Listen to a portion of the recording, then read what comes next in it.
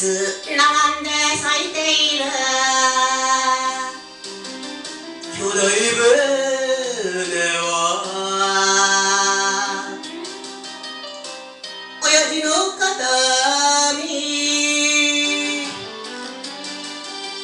肩は古いがし手には強い俺と兄貴のよ夢のゆりかごさ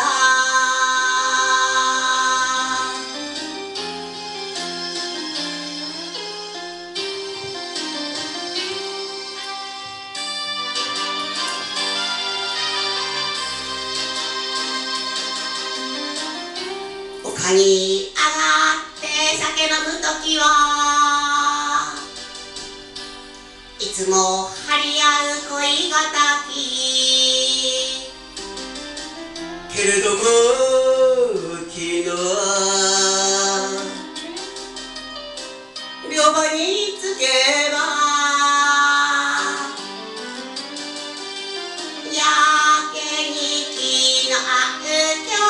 弟かもね力を合わせてよ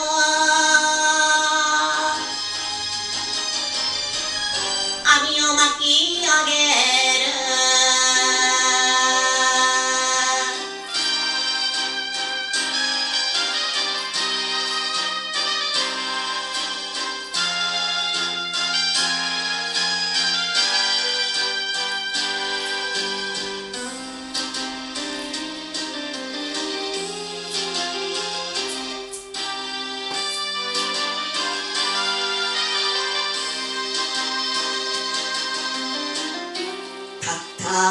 一人のフクロウさんに